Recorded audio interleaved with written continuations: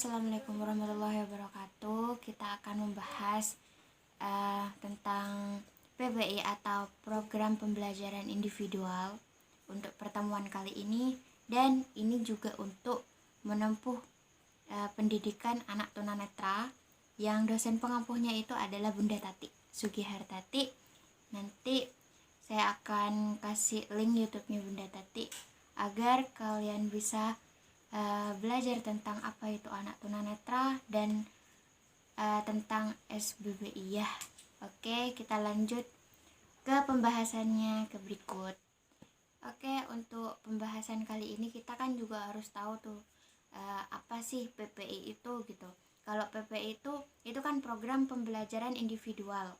Nah, jadi kalau PPI itu emang dikhususkan seperti kurikulum biasa, tapi ini dimodifikasi agar bisa digunakan untuk anak berkebutuhan khusus. Jadi bukan cuma anak reguler aja yang bisa menggunakan kurikulum, tapi untuk anak berkebutuhan khusus atau anak ABK, per anak ABK-nya itu tuh punya PPI sendiri. Jadi ada programnya tersendiri karena setiap anak itu mempunyai kelebihan ataupun kekurangannya sendiri-sendiri. Jadi bisa dimodifikasi lagi kurikulumnya anak reguler menjadi kurikulumnya anak ABK.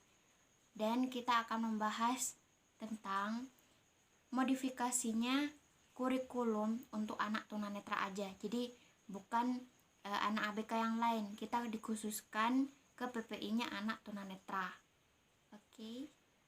Oke, apa sih PPI itu? Terus apa sih tujuannya gitu kan?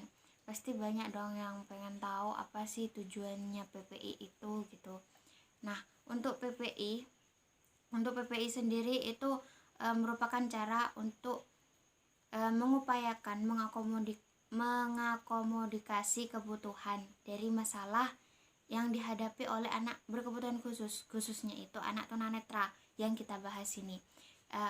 Karena anak ABK itu memiliki kebutuhan yang berbeda. Jadi PPI anak tunanetra dapat menerima pembelajaran dengan media atau metode yang mempermudah penerimanya dalam segi pembelajaran. Jadi PPI itu agar mempermudah pembelajarannya anak berkebutuhan khusus, anak tunanetra. Jadi dia itu misalkan dia itu low visionnya itu dia butuh peningkatan di apanya, dia butuh di mobilitas ataupun yang lainnya. Jadi kita itu sebagai guru ABK-nya kita harus tahu apa sih metode yang dikhususkan atau apa sih proses yang dibutuhkan anak tunanetra khususnya itu low visionnya. Jadi agar ada peningkatan dari segi intelektual ataupun dari segi prakteknya di kehidupan sehari-harinya, seperti itu. Oke, kita lanjut ke prosedur penyusunan pembelajaran program pembelajaran individu atau PPI ini sendiri ya. Jadi kalau PPI itu emang harus disesuaikan dengan kebutuhan setiap siswa. Jadi bukan dalam satu kelas reguler itu misalkan ada 3 siswa ABK.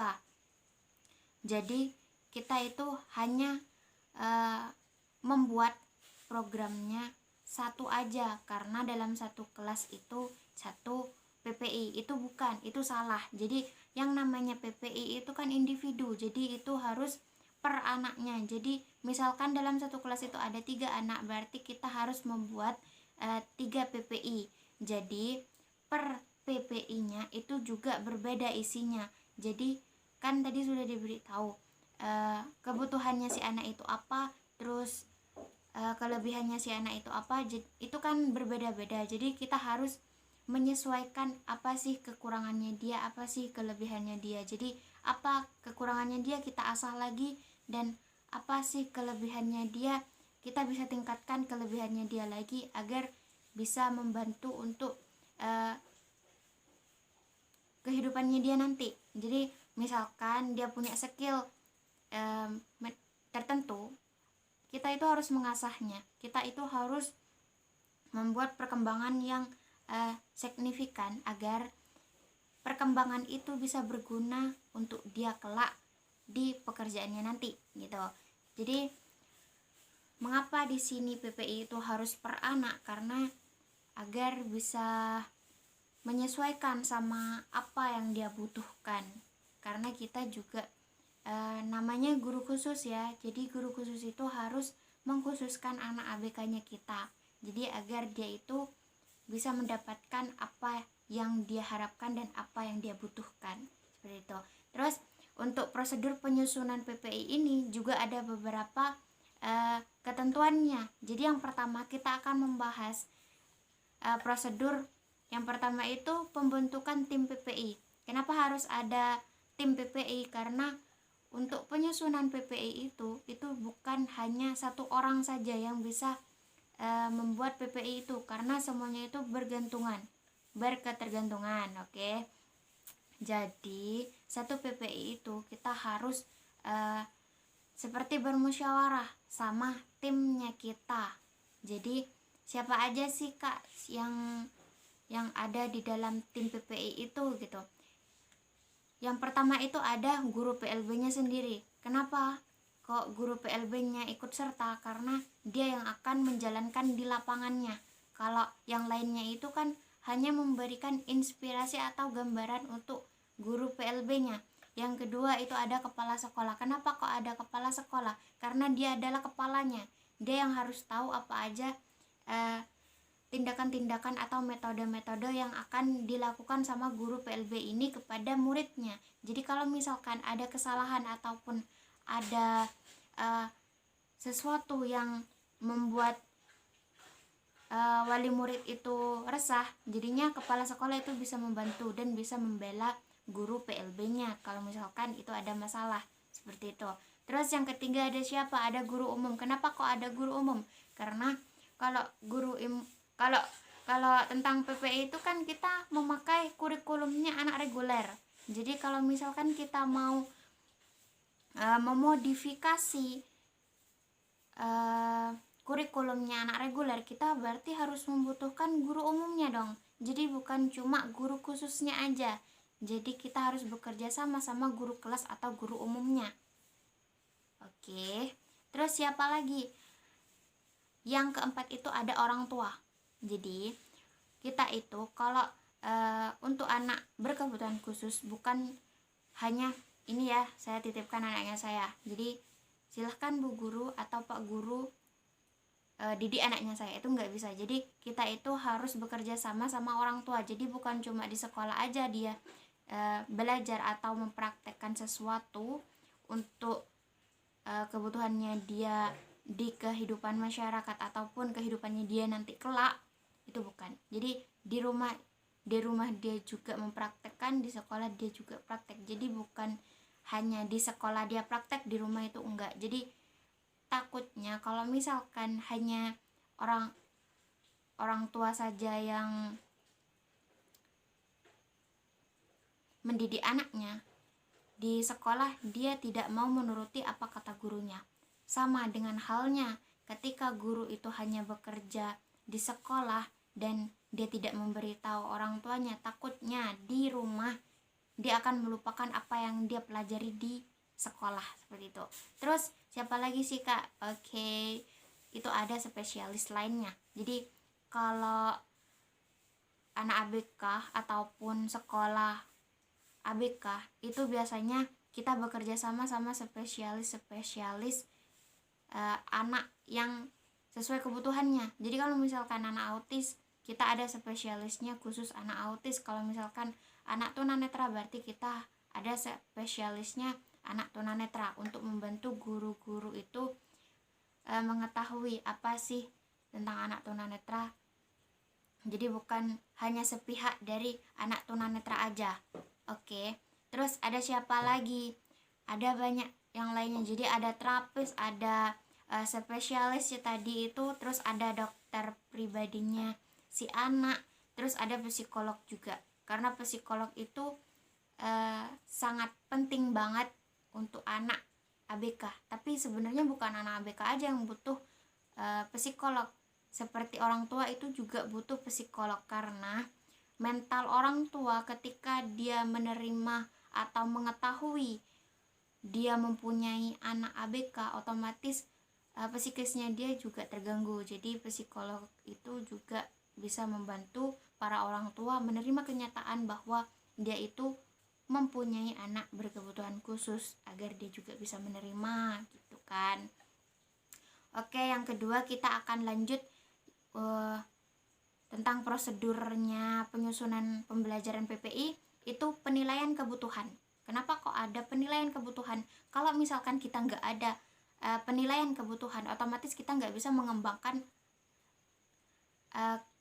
apa yang dia pelajari. Jadi kalau misalkan kita itu tidak ada penilaian kebutuhan, kita sudah tahu nih apa sih kekurangannya dia, terus apa sih kelebihannya dia. Kalau misalkan kelebihannya dia itu kita nggak asah, ataupun kita nggak gimanain, otomatis dia nggak guna dong sekolah gitu kan.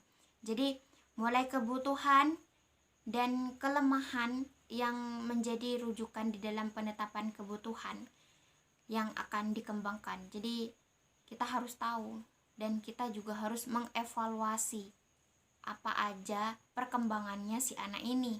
Jadi agar orang tua juga puas sama pelayanannya kita sebagai guru PLB atau guru ABK-nya. Terus yang ketiga itu ada apa sih Kak? Yang ketiga itu ada pengembangan tujuan pembelajaran. Jadi kita tadi sudah mengevaluasi, otomatis kita tahu dong anak ini, oh ini kurang, Kak ini kurang, jadi perkembangannya itu masih kurang. Otomatis kita bisa memasukkan pembelajaran yang sebelumnya itu kurang agar dia itu bisa meningkat lagi. Oke, jadi kalau misalkan sudah meningkat, kita bisa mengubah pembelajaran itu dengan pembelajaran yang lain, tapi agak sama. Jadi yang sebelumnya itu agar tidak dilupakan, jadi bisa diulang lagi, ataupun bisa memberikan kegiatan yang hampir sama seperti sebelumnya, seperti itu. Terus apalagi kayak yang nomor 4? Yang nomor 4 itu merancang metode dan prosedur pembelajaran. Jadi kayak perubahan strategi atau metode sangat mungkin terus terjadi. Untuk itu, dalam mengelola proses pembelajaran, kreativitas guru menjadi sangat menentu. Jadi kalau misalkan seperti kita udah menyusun strategi, ataupun kita sudah menyusun pembelajaran apa yang akan kita berikan kepada anak itu, ataupun kita sudah menyusun kita akan memberikan kegiatan atau proses apa sih ke anak ini, tapi kita kan juga nggak tahu dong anak ini tuh sebenarnya besok bisa sesuai sama apa yang kita jadwalkan itu, ataupun apa yang kita rencanakan itu. Jadi kreativitasnya guru itu sangat penting banget. Jadi kalau misalkan hari besok nih ya, kita jadwalnya meronce, jadi kalau misalkan anak itu tidak mau meronce besok, otomatis kita harus mutar otak. Jadi kita itu harus kreativitas dong, apa sih yang hampir sama meronce dan anak ini tuh mau. Misalkan dia itu pengen mencari kerikil kecil, ataupun mencari batu, atau mengumpulkan batu lah gitu ya, itu kan hampir sama. Nah seperti itu seperti memutar otak. Jadi anak itu suka, dan apa yang kita rencanakan itu berjalan seperti itu. Terus apa sih Kak yang selanjutnya? Oke, yang selanjutnya dan yang terakhir itu tuh menentukan evaluasi kemajuan. Jadi kalau misalkan semuanya itu sudah kita lakukan, semuanya kita sudah berikan ke anak kita otomatis untuk yang terakhir itu ada dong yang namanya evaluasi. Jadi apa sih kekurangannya dia, apa sih kemajuannya dia. Kalau misalkan kemajuannya itu sangat signifikan, berarti metode ataupun pembelajaran yang kita berikan ke dia bisa menerima dengan baik. Jadi itu poin penting untuk guru ataupun untuk sekolah yang sudah mempunyai PPI atau menerapkan PPI itu kepada anak, dan orang tua pastinya akan bangga dong, akan senang karena perkembangan anaknya itu sangat bagus dan sangat melonjak ataupun sangat majulah gitu dari perkembangan yang sebelumnya itu nggak bisa apa-apa, sekarang itu sudah agak mengerti tentang kesehariannya dia ataupun kehidupannya dia, apa yang dia butuhkan untuk sehari-hariannya dia, seperti itu. Jadi PPI itu sangat gampang sebenarnya, semua prosedurnya itu sangat penting dan semua itu juga berpengaruh ke intelektualnya si anak dan sangat berpengaruh sama apa yang dia jalankan untuk kehidupan sehari-harinya dia, seperti itu. Jadi kita akan lanjut ke pembelajaran bagi anak dengan ketunanetraan. Jadi untuk pembelajaran bagi anak tunanetra itu kita berpusat pada apa, bagaimana, dan di mana pembelajaran itu terjadi. Jadi apa yang diajarkan, bagaimana pembelajaran itu disediakan, dan di mana pembelajaran itu dilakukan, itu sangat menentukan kemajuan atau perkembangan yang akan dialami oleh anak tersebut. Jadi kita juga harus tahu apa sih yang akan diajarkan dan bagaimana sih cara kita mengajar dan di mana kita tepatnya untuk mengajar anak ini, seperti itu. Oke, kita lanjut. Jadi pembelajaran dalam kurikulum inti itu diperluas. Oke, tadi saya itu udah menjelaskan kalau PPI itu sebenarnya kurikulum reguler yang dimodifikasi lagi agar anak ABK itu bisa menggunakan kurikulum reguler itu. Jadi lebih singkatnya lagi kita itu memperluas. Jadi kalau misalkan anak reguler itu di kurikulumnya itu lebih fokus ke intelektualnya anak itu, kalau di ABK itu PPI-nya atau kurikulumnya anak ABK itu lebih fokus ke intelektual, dan yang kedua itu untuk kehidupannya dia sehari-hari gitu ya. Karena kita tahu dong kalau anak ABK itu butuh pelayanan khusus karena dia juga mempunyai keterbatasan menentu. Jadi kita juga harus memaklumi karena anak ABK itu sangat bergantung kepada orang lain, seperti itu.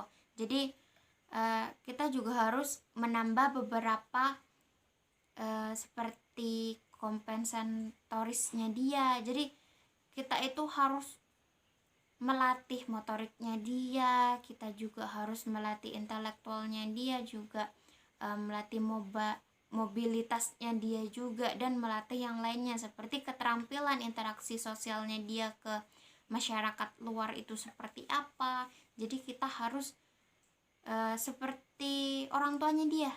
Jadi kalau misalkan kita mempunyai anak berkebutuhan khusus, kita itu seperti orang tuanya dia. Kita itu bukan kita itu bukan gurunya ya. Jadi anggapannya kita seperti teman, seperti saudara, dan kita juga seperti orang tuanya dia.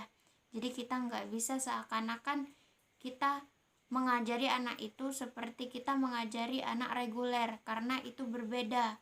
Karena anak reguler dengan anak ABK itu sangat berbeda. Anak ABK itu membutuhkan pelayanan khusus. Anak ABK itu juga membutuhkan kelebihan-kelebihan yang lain agar bisa digunakan dia kelak. Kalau misalkan dia itu sudah dewasa, ketika dia itu sudah siap untuk bekerja. Karena dia itu tidak bisa bergantung kepada orang tuanya sampai seumur hidupnya dia. Itu tidak bisa. Terus apa sih selanjutnya itu mengutamakan prinsip-prinsip metode khusus. Jadi untuk guru ABK atau guru PLB itu harus mempunyai prinsip-prinsip, atau kita itu harus ingat apa sih prinsip-prinsipnya untuk menjadi guru ABK. Oke, yang pertama itu membutuhkan pengalaman yang nyata. Kenapa kok gitu? Karena setiap anak ABK itu mau diberikan pembelajaran ataupun anak itu mau diberikan sesuatu kegiatan yang itu sudah masuk ke dalam kategori melatih intelektualnya dia, kita juga harus memasukkan kegiatan itu yang sangat bermanfaat lah sama kehidupannya dia gitu. Jadi kalau bisa itu lebih fokus ke skillnya dia, dan yang kedua itu harus lebih fokus ke kehidupannya dia juga.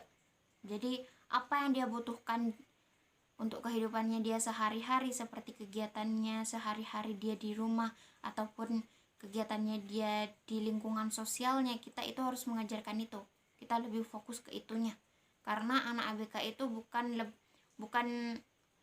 fokus ke intelektualnya ya. Karena anak ABK itu kan yang dibutuhkan seperti ilmu untuk kehidupannya dia nanti. Jadi tidak seperti anak reguler yang lainnya. Kalau anak reguler yang lainnya itu kan sebenarnya mereka normal ya. Mereka juga bisa mikir ataupun mereka bisa melakukan hal apa yang mereka suka dan apa yang mereka butuhkan nanti. Dan mereka juga bisa belajar itu sendiri. Itu otodidak itu juga bisa. Tapi kalau misalkan anak ABK itu tidak bisa otodidak. Jadi kita harus mendampingi dia, kita harus melayani dia. Oke. Yang kedua itu ada membutuhkan pengalaman menyatukan hubungan akademis dengan kehidupan. Sama seperti yang nomor 1 tadi. Jadi apa yang kita mau ajarkan tentang akademisnya dia itu juga harus kita ajarkan untuk kehidupannya dia. Jadi yang bersangkut paut gitu ya. Jadi tidak bisa berpisah. Jadi tidak bisa dipisah-pisah gitu. Jadi harus selalu menyatu seperti itu. Terus yang ketiga itu ada membutuhkan belajar sambil bekerja. Jadi misalkan orientasi dan mobilitas itu dapat dipelajari dengan mudah oleh anak tunanetra, agar nanti kalau misalkan dia itu sendiri ataupun dia itu sudah bekerja di luar, otomatis dia kan harus mandiri dong. Jadi kita harus fokus ke kemandiriannya dia nanti ketika dia di dunianya dia sendiri ataupun di sosial masyarakat, nanti dia kan otomatis harus sendiri ya. Jadi dia harus bisa mandiri. Jadi PR-nya kita sebagai guru ataupun keluarganya anak berkebutuhan khusus, kita harus lebih memfokuskan dia untuk belajar kemandiriannya dia dulu. Jadi yang pertama itu yang wajib banget yang dipelajari itu tentang kemandiriannya si anak. Oke. Jadi kita harus lebih fokus ke tentang kemandiriannya dia, baru tentang keintelektualnya dia. Seperti itu.